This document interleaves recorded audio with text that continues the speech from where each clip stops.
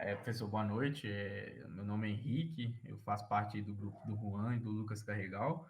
Nós vamos dar a introdução aí à apresentação do roteiro do primeiro relatório aí da disciplina de Laboratório de Controle de Processos, onde o objetivo principal aí é revisar os conceitos da disciplina de análise de sistemas lineares e começar a introdução aí ao projeto de controladores.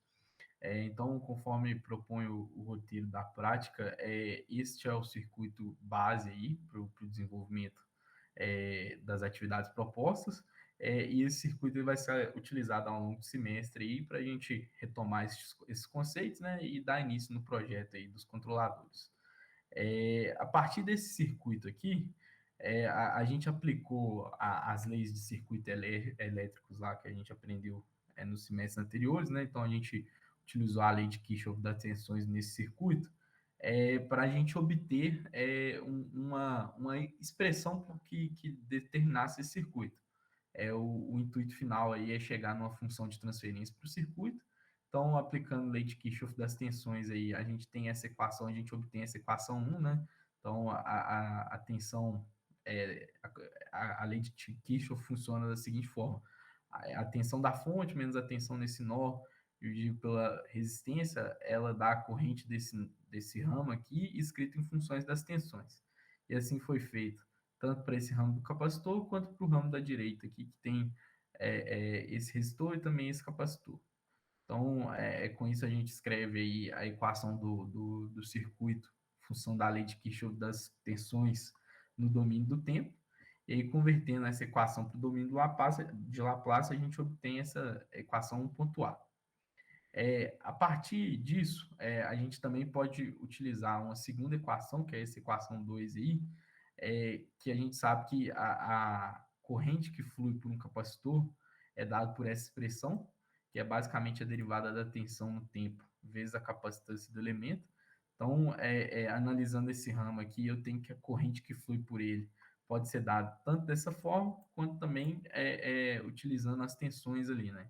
Então, a tensão V1 que a gente chamou aqui menos a tensão V2 dividido pela resistência que passa aqui, né? Como tanto o resistor quanto o capacitor eles estão em série, as correntes têm que ser iguais. Então, a gente atribui duas equações aí para o circuito, leva as duas para o domínio de Laplace, e aí dessa forma aí a gente consegue escrever duas funções de transferência para o circuito, né? Uma em função da tensão V2 no capacitor V2, que é essa equação 3, e aí, fazendo uma manipulação algébrica aí, já que a gente pode escrever V1 em função de V2, a gente também consegue obter uma função de transferência aí para V1, que seria a equação 4. Então, a partir dessas funções de transferência aí, a gente vai fazer, como eu já falei, a revisão dos conceitos de análise e também introduzir o projeto dos controladores. Então, retomando aí os conceitos, a gente aplicou um degrau unitário nesse sistema, e aí eu vou partir para o MATLAB aqui para mostrar como que foi essa simulação. Então, a gente montou o código-fonte aqui, né, que funciona da seguinte forma, que a gente introduziu os valores dos resistores e capacitores, e essas são as funções de transferência que a gente obteve analiticamente, conforme eu mostrei. Então, rodando essa seção aqui, né, a gente obtém as duas funções de transferência, né, já substituídos os valores, então já não está algébrico mais, né? Porque já implementando tanto os valores ômicos das resistências quanto as capacitâncias. Por fim, conforme eu falei, a gente vai aplicar um degrau unitário para retomar lá os conceitos de análise de sistema linear. Então, aplicando um degrau unitário para as duas funções de transferência de circuito, a gente vai obter as seguintes curvas. Essa primeira curva aqui é a curva de V2, que é a função transferência G aqui no caso, né? Então, é uma curva da transferência, uma resposta ao degrau unitário, no caso não unitária, de 5 volts, para V2 em função de V1, né? Para função transferência de V2 em relação a V. E aí a gente pode determinar aqui o tempo de acomodação, utilizando aqui o recurso do MATLAB aqui do settling time. Então, a gente tem aí que o tempo de acomodação aqui para essa função aí foi, no caso, 4,11 segundos. Aí a gente também obteve a resposta ao degrau de 5 volts para V1 em função de V. Então, analisando aqui o settling time aqui, a gente tem aqui um tempo de 3,62 segundos, que é justamente o que descreve as imagens aqui. A gente pode observar aí que houve uma diferença no tempo de amortecimento aí das duas funções transferências, e isso ocorre porque, no caso da função transferência de V1 em relação a V, a gente possui zero, né? Então, a gente tem um zero aqui, e conforme a gente observa aqui, tem um zero neste caso. E esse zero aí acarreta justamente num tempo de acomodação mais rápido. Então, o sistema que possui zero aí, ele vai ter um tempo de acomodação mais rápido. Dando sequência aí, a gente também desenvolveu aí a representação desse sistema aí no espaço de estados. Então, obtendo, a partir dessas equações que a gente deduziu analiticamente aqui, tanto no item 1 quanto no item 2, que eu as expus aqui novamente, a gente vai apresentar esse sistema aí no modelo de espaço de estados de forma matricial, que são essas duas matrizes que estão expostas aqui. Então, implementando essas matrizes no MATLAB aqui, que é o que a gente fez nessa sessão aqui, a gente implementou, no caso, as matrizes A e as matrizes B, e aí a gente utilizou o comando I, que a função desse comando aí, basicamente, é retornar os autovalores dessa matriz aqui. E aí, o que são os autovalores da matriz A? Os autovalores da matriz A são justamente os polos do sistema. Então, quando a gente implementa esse comando AG para a matriz A gente obtém os polos do sistema, aí, os polos das funções transferência. Que no caso é esse valor de menos 5,18 e menos 2,59. E o que isso indica para a gente, né? Então, quanto menor aí os polos do sistema, né? Eu vou ter um menor tempo de acomodação. Então, os polos do sistema, eles influenciam diretamente no tempo de acomodação. Nesse momento aí, o Juan vai dar prosseguimento na explanação.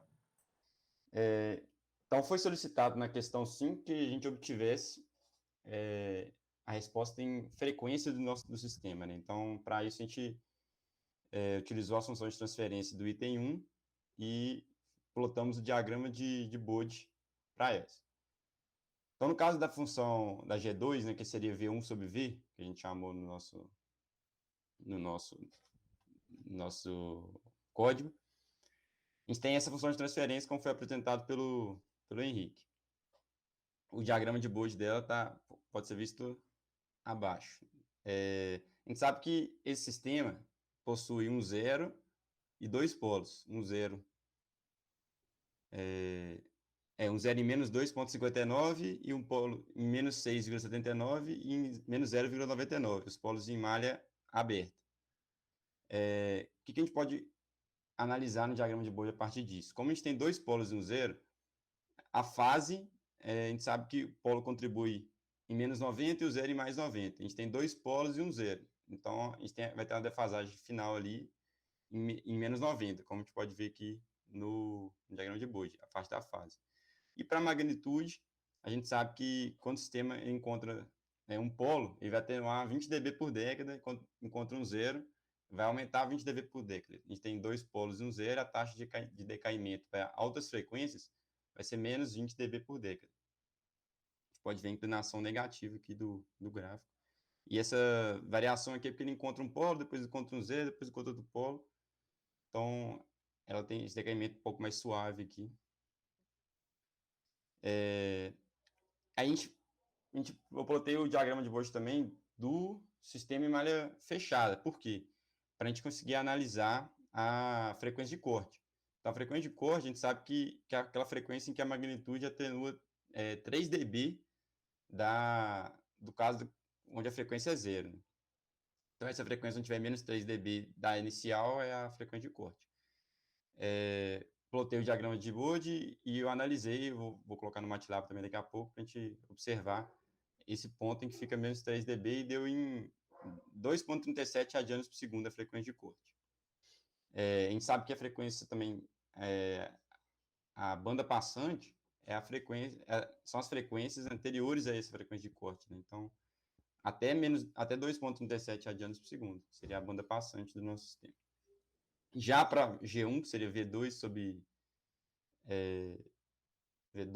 V, a gente tem nenhum zero e dois polos. Então, aquele efeito que a gente viu do zero aumentando em mais 90 e a fase, não vai acontecer aqui. Como a gente tem só dois polos, nossa fase vai de 0 a menos 180 aqui, e não vai ter nada para aumentar a fase, né?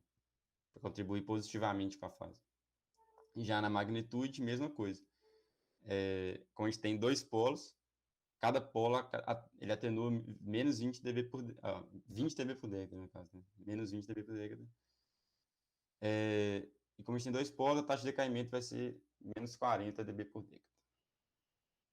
Em malha fechada, a gente fez aquela análise da frequência de corte e encontrou que 2,16 radianos por segundo.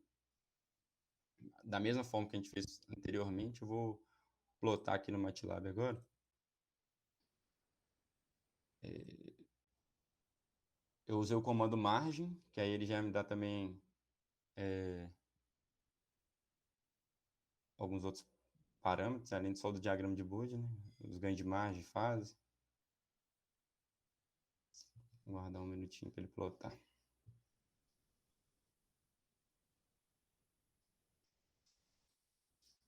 Aí, ó, a gente tem aqui a figura 1, aquela primeira função de transferência, que era V1 sobre V, e que tinha um zero e dois polos. A 2 é a que tinha dois polos. Essa aqui é que a gente ficou de analisar lá a frequência de corte, né? Então, inicialmente, a gente tinha aqui uma magnitude de 6,03 e aproximadamente tem que estar menos 3 dB, né? Então menos 9. Então, nós vamos encontrar essa frequência aproximadamente em 2,33. Teria um jeito mais fácil, mas demoraria um pouco mais. E a gente faz a mesma coisa para a figura 4, que já é em malha fechada também. A gente analisa da mesma forma a frequência de corte. Agora a gente foi solicitado também que, a partir das equações diferenciais, a gente propusesse um diagrama de simulação para o sistema no Simulink. Eu vou abrir o Simulink aqui com o diagrama de simulação, utilizando integrador, ganho e somador. Por meio destes diagramas, observar as tensões V1 e V2 para o sinal de entrada VT. Então, a gente fez o diagrama de simulação e esse nó aqui seria o V1 e esse nó aqui de baixo o V2. E o que está acontecendo aqui? A gente utilizou a equação espaço de estados, que eu vou mostrar ela aqui novamente, o Henrique até já apresentou ela, e basicamente montou o nosso diagrama de simulação a partir dele. Então, os ganhos são cada termo ali da equação espaço de estados. Esse ponto aqui seria a derivada de V1, a íntegra vira V1. Esse ponto aqui seria derivada de V2, íntegra vira V2. E vamos rodar agora para ver o comportamento que a gente vai observar, que vai aplicando ali.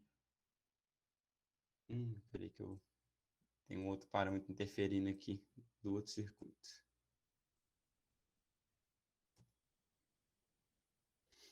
Agora vai. A gente sabe que, como a gente vai aplicar 5 volts nesse degrau aqui, ele tem que apresentar um comportamento similar ao que aconteceu tanto no espaço de estados quanto na simulação, quando a gente fez o MATLAB, através da função de transferência. Então, vou rodar aqui para V1 e V2.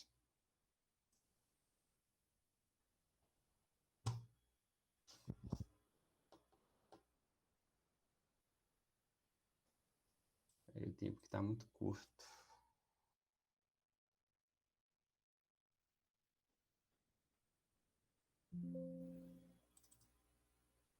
Então, aí, ó, a gente observa o comportamento muito parecido com o que aconteceu na simulação para a função de transferência e também para equações espaço-status. E é isso que a gente queria observar nessa questão. Na questão 7, foi pedido para conectar o sistema em malha fechada com realimentação negativa unitária, como mostra essa figura aqui. Como mostra a figura. Vou apresentar aqui, deixa eu estar apresentando. Então a gente pegou G1, que seria V2 sobre V, e multiplicou por um KP, que seria a nossa função, a tensão de entrada. Então, ao conectarmos o sistema malha fechado com realimentação negativa, sendo a tensão de entrada Kp vezes E de T, temos a seguinte função de transferência. Então, nós temos a função de transferência Y de S sobre R de S. O que ele pediu para a gente analisar? Como que os polos dessa função de transferência vão comportar a partir da variação desse Kp. Então, eu simplesmente peguei a equação característica do sistema, que é pegar o denominador aqui igual a zero, calculei os valores do polo, que vão ficar dependentes do Kp, e a gente observa que quando isso aqui for igual ao menos 7,74, mentira, quando o Kp, quando o termo 33,668 foi igual ao 26,9 vezes Kp, a gente vai ter, ou seja, Kp igual a 1,25159, a gente tem dois polos reais iguais e uma resposta transitória criticamente amortecida. Se a gente tem um Kp maior do que esse valor que eu falei, a gente tem dois polos complexos conjugados e a resposta transitória do sistema é subamortecida.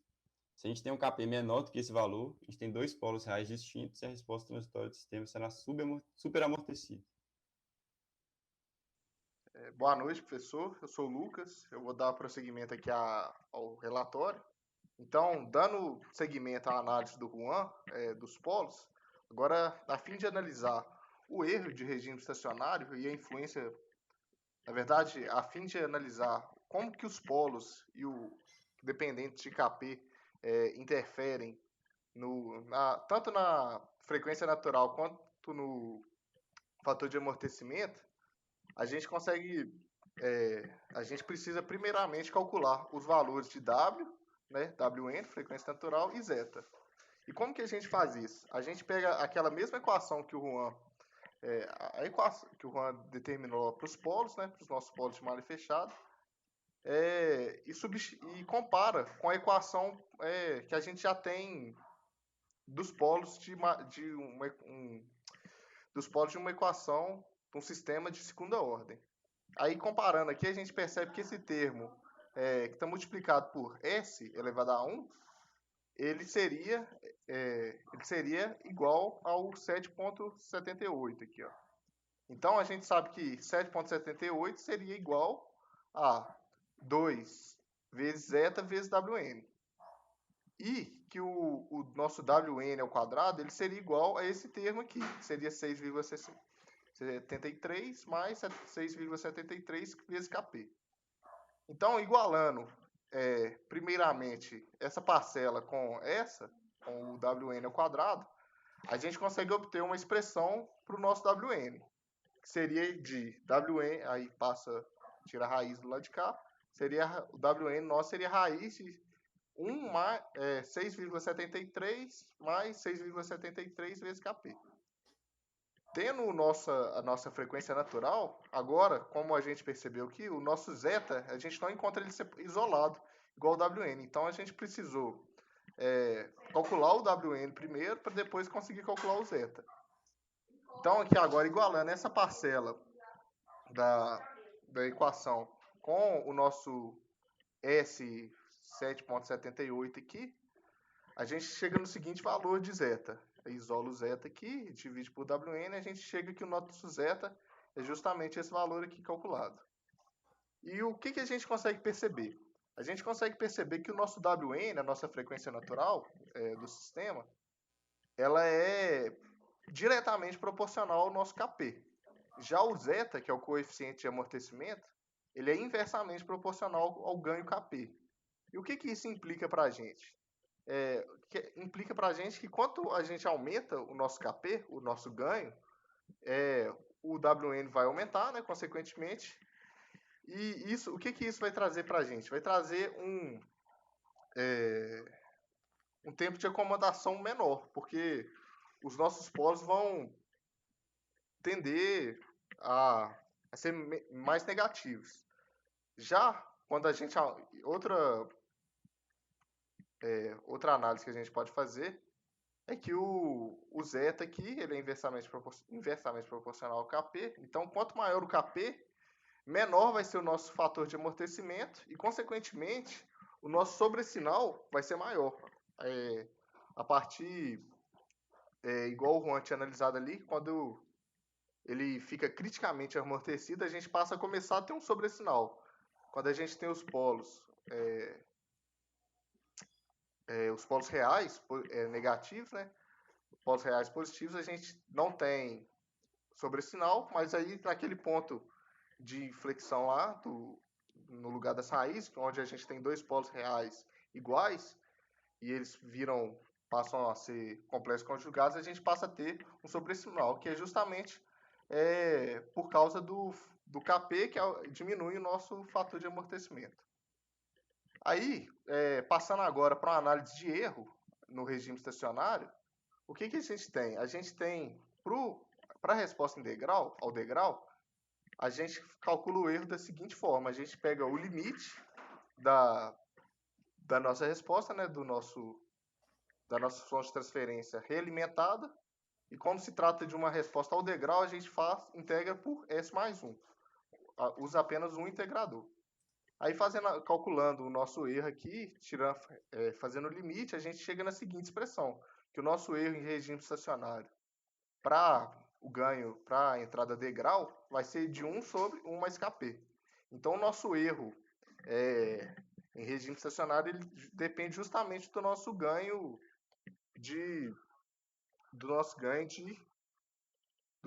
do sistema lá, o ganho Kp. Já para a entrada da rampa, como a gente vai possuir dois integradores. E o que acontece? Aqui já seria mais fácil de entender aqui se a gente pegasse. Como não vai cortar vai cortar um S apenas vai cortar aqui, a gente vai ter um S tendendo a zero no denominador e o nosso erro vai tender a infinito. Então, o nosso sistema realimentado para a resposta à rampa, ele tem um erro infinito. E aí a gente consegue perceber, então, que nos casos aqui, o nosso erro ele depende do ganho Kp, e pro caso da rampa aqui, o erro vai ser sempre infinito por causa das características do nosso sistema. Então, acredito que a gente abordou todos os assuntos solicitados no relatório. Uma ótima noite e até mais. Boa noite, até mais.